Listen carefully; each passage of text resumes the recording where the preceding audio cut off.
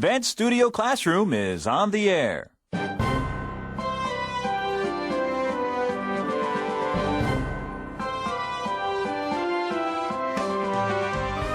Deep noises from the deep.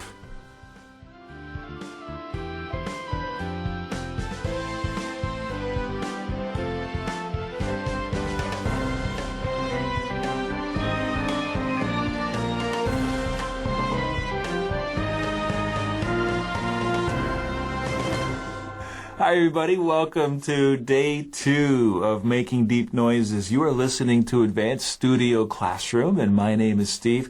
I am your host for this month's nature feature, found on pages 38 and 39 of your August Advanced magazine.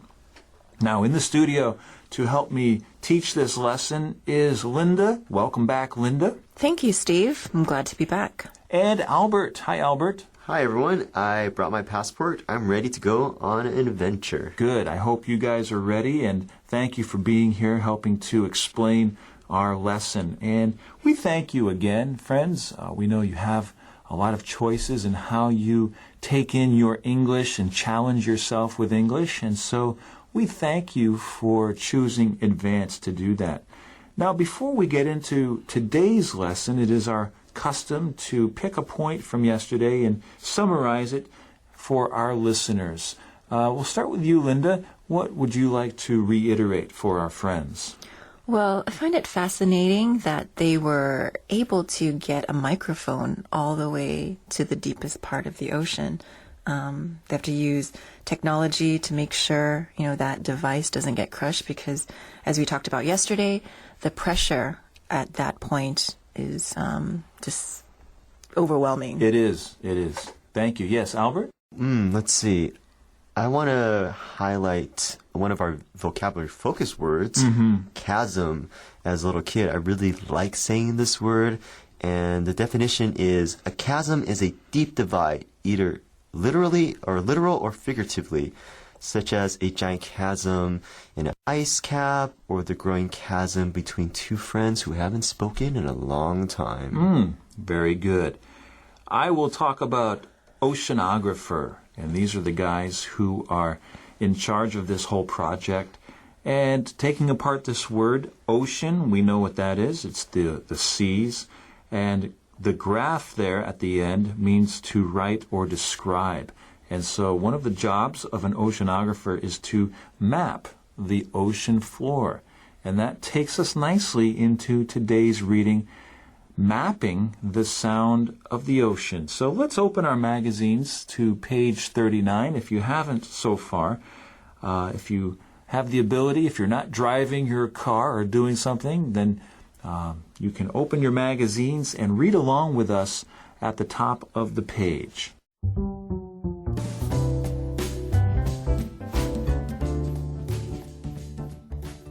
Mapping the sound of the ocean.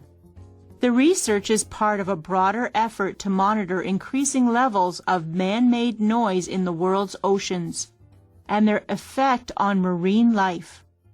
Our goal is to make comprehensive sound maps of the ocean, Ziak explained. The team targeted the Challenger Deep for baseline recordings because they expected the slot-shaped canyon to be largely insulated from the global cacophony. So they were surprised as they began analyzing the recordings. Okay, so we're mapping the sound of the ocean, not just the ocean floor, but getting an idea of what kind of sounds are in the ocean, especially in the deepest part of the ocean. Okay, Albert, what's going on here? Take us into this paragraph, please. The main goal is they want to make sure, we have all these man-made noise in the world's ocean from boats, equipment, drilling equipment, fiber optics, internet cables running through, and they want to know if there is any effect, negative or positive, on marine life. So they're using this way to map the ocean and listen and probably get some feedback and data points. Okay. Sometimes we see in the news that animals like whales, other marine life, they'll beach themselves, right? They'll swim up to a beach and then they'll get stuck on the beach outside of the water, and they'll slowly die. And that's a mystery. Why would animals do that? And some people believe it's because there's noise in the ocean, and it kind of throws off the animal's navigation system, the internal navigation system. And so maybe there's a connection there. Maybe animals are doing that because of the noise, the man-made noise. These ships and submarines, as you said, Albert, there's underwater cable. Maybe these cables are throwing off some kind of, undetectable noise to humans, but the fish and the animals can detect it. And so it affects their migration patterns, right? Same thing with birds. Sometimes birds will behave in a strange way. They'll behave in an aggressive way towards humans, and maybe there's a connection. We don't know yet. And so part of this mapping of the sounds is to determine whether, in fact, these man-made noises do affect the animals in a bad way or a harmful way. So their goal is to make comprehensive sound maps of the ocean. All right, the next paragraph, Linda, what does that say? Well, they targeted the Challenger Deep for their research, and that's because they expected the deepest part of the ocean to be really quiet because it's insulated. Insulate means to protect someone or something from outside influences, because it's this chasm. It should be insulated from outside sounds, but they found out that they were actually surprised at what they found out. Yeah, you talked about insulated for a moment, and that's a very well-chosen word, I think, by the author, because we say insulated to help protect people from outside noises, actually. There's insulation in this recording studio right now to keep things quiet. There's insulation around wires to keep the electricity inside the wire. And so it's a good word for this article.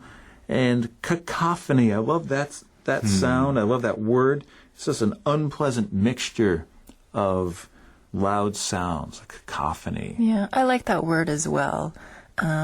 And,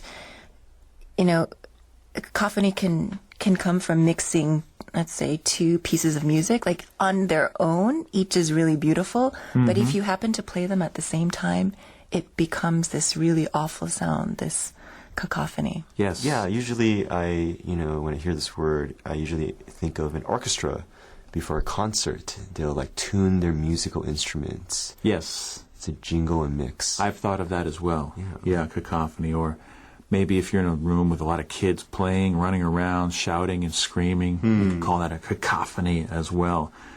So I think scientists would expect a loud noise or a cacophony of sound at higher levels towards the ocean's surface, but they were surprised when they went this deep. They were not expecting a cacophony of sound. I think this reminds me of how, so I'm from California, and people are always surprised, in the desert, well, California itself is a desert, but where there's no urban cities or landscape or whatnot, that it gets really cold at night. And the reason is because in the desert, it's so empty, there's no insulation for heat or retention of heat. So people can freeze to death if they're hiking or camping out in the desert, even if it's summertime. Wow. Yeah, so I feel like maybe in the ocean, because, we mentioned before, because there's not that much things there, maybe sound travels really well. Yeah. Right. Okay, well, let's go to the next reading on line 13, where two plates collide, and find the source of another cacophony of sound.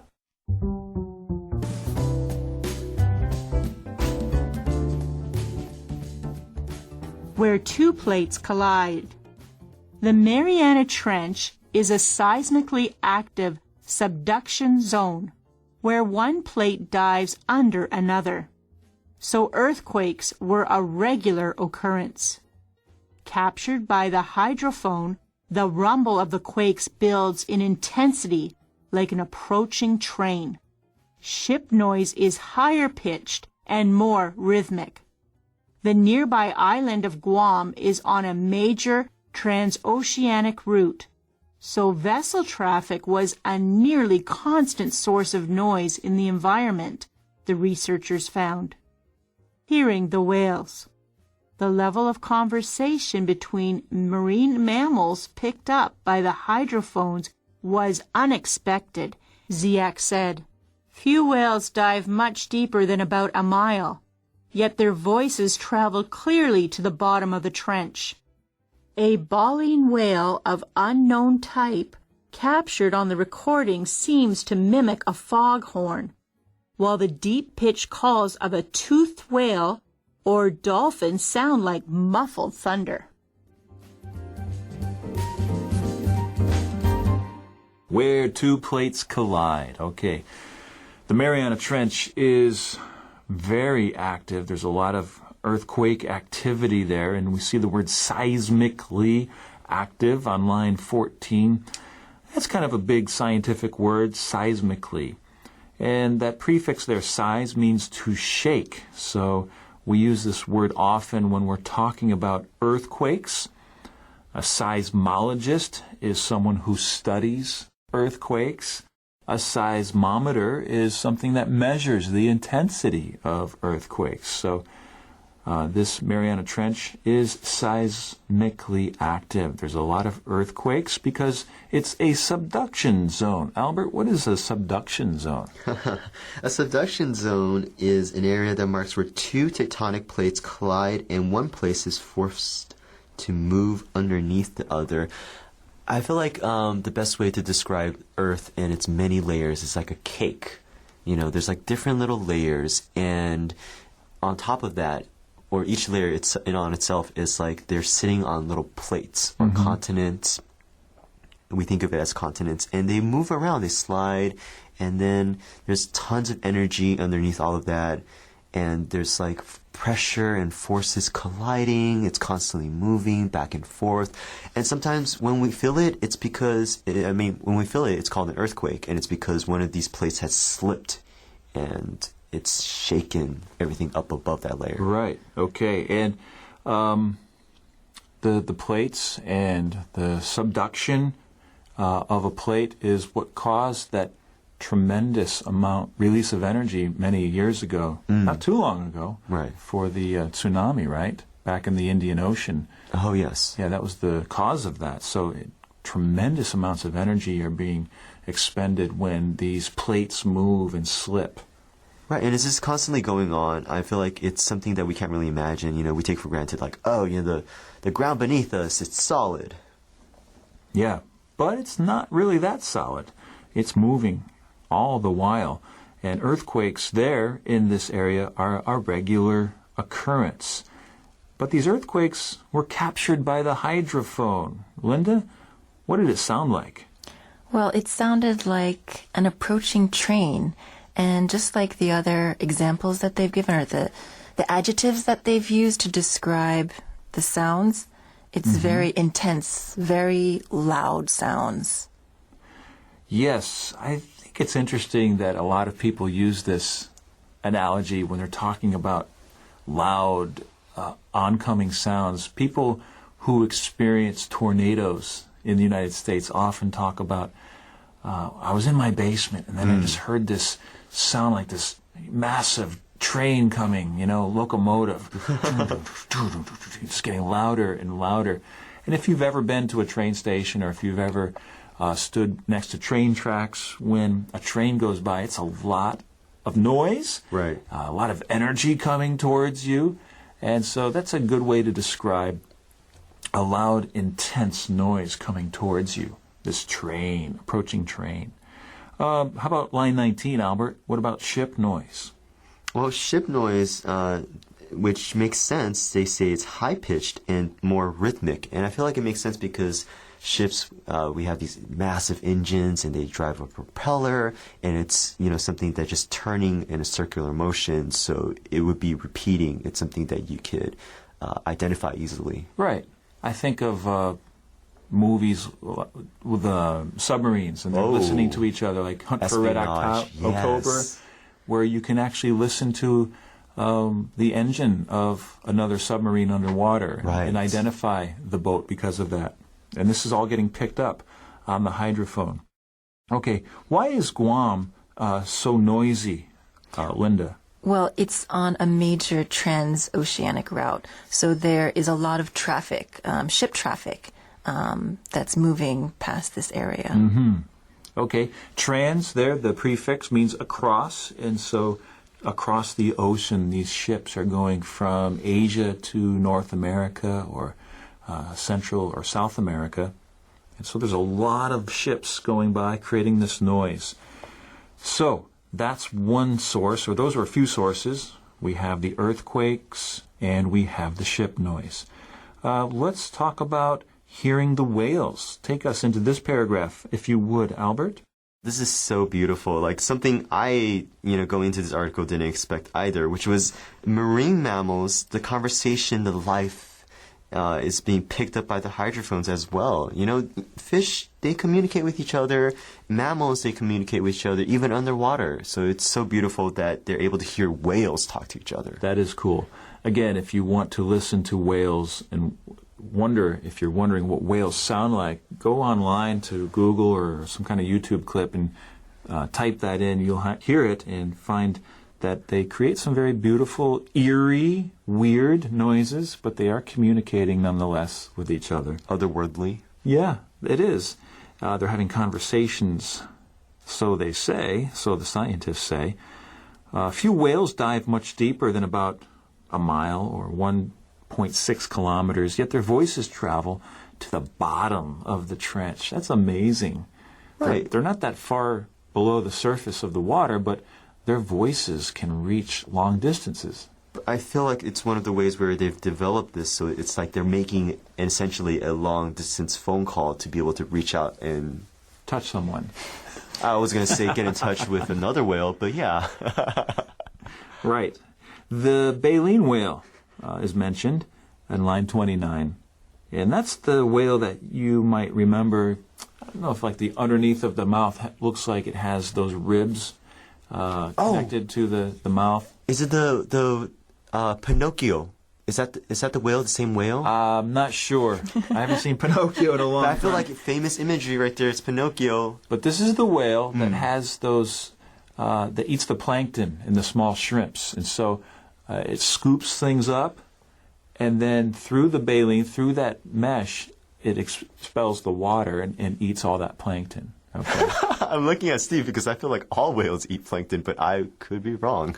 Many whales do. Yeah. So that's the baleen whale. That's awesome. And it's captured on the recordings, mimicking a foghorn, interestingly enough. I wonder if it is, in fact, mimicking. Some animals do that. Parrots do that, and monkeys mimic.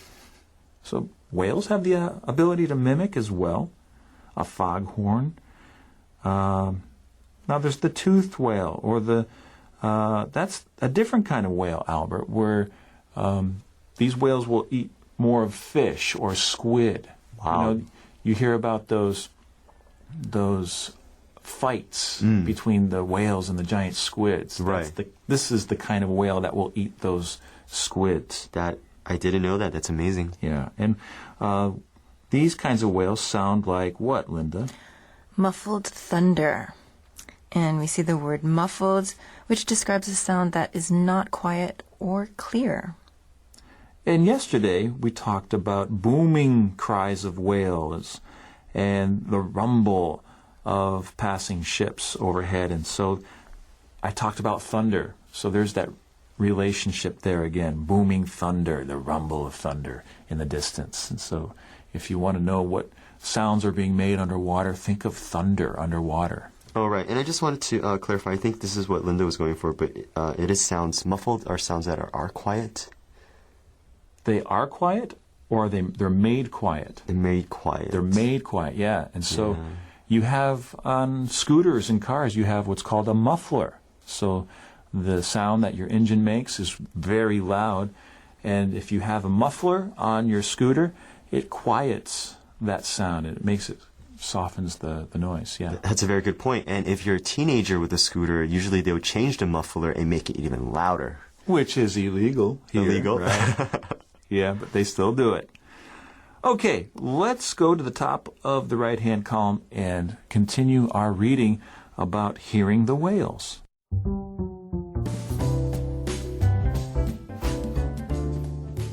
The hydrophone also recorded the roar of a typhoon, churning the surface 200 miles north of the trench.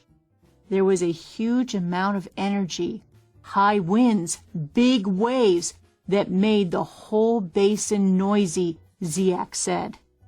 What's next? The project clearly shows that man-made noise is present even in some of the most remote corners of the planet. Next, the researchers plan to deploy hydrophones under the Arctic ice cap to measure sound levels there before melting opens the area to more ship traffic. And they hope to return to the Challenger Deep in 2017, this time deploying a camera along with the hydrophones. All right, besides earthquakes and ships and whales, what else are we hearing under the water, Linda? Well, the hydrophone is also picking up the sounds of a typhoon, and here we see the word roar, which also tells us that it's a very loud sound.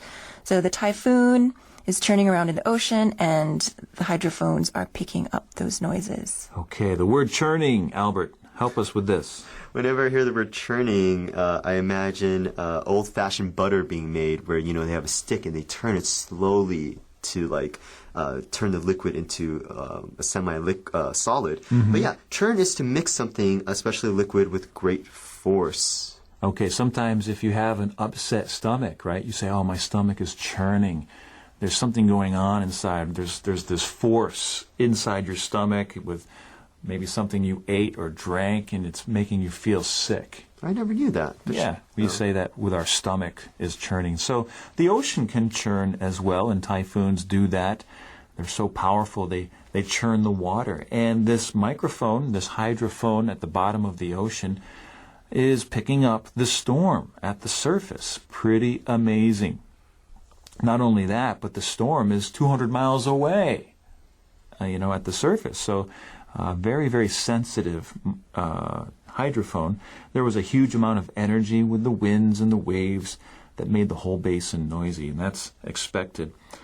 When you go swimming after a typhoon or right before a typhoon, if you're in the ocean, you'll notice that the water is really dirty and murky.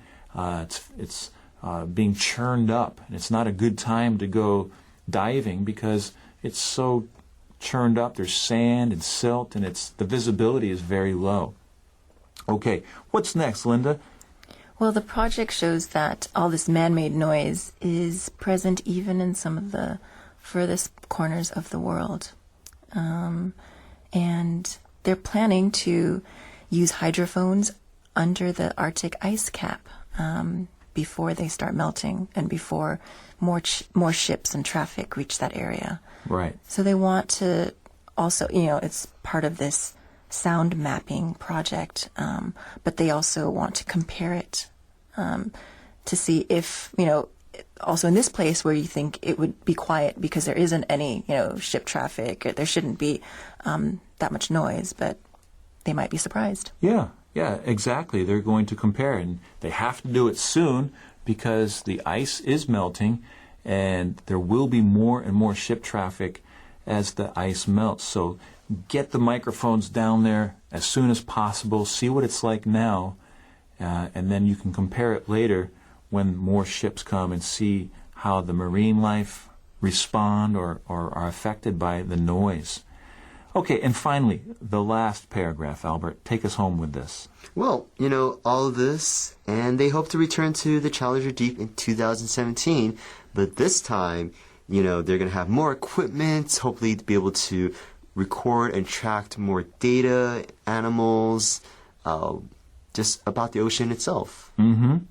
Okay, and they're going to deploy a camera along with the hydrophones. Wouldn't that be cool? Hey, a picture's worth 1,000 words. Yeah. Interestingly enough, as you see there on the right side of page 39 at the bottom, there was a man who went to the bottom where this microphone was located, and his name is Mr. Cameron, James Cameron. He was the man behind the movie Titanic and some other hits, and he went down there in a submersible, and he was there. And so he has some footage. I'm not sure if that footage is available or not. I want to go see if that can be found on YouTube, but that would be very, very cool.